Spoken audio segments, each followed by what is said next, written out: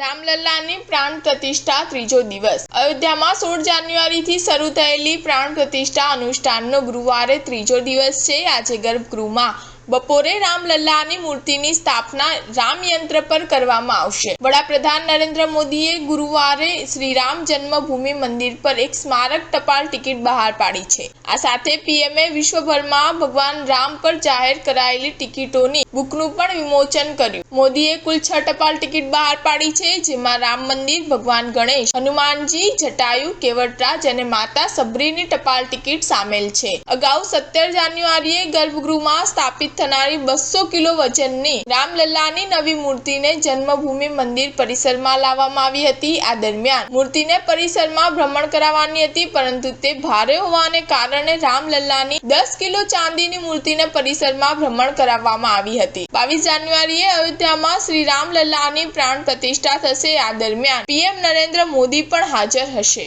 Star news 7 હંમેશા સચ્ચાઈની સાથે।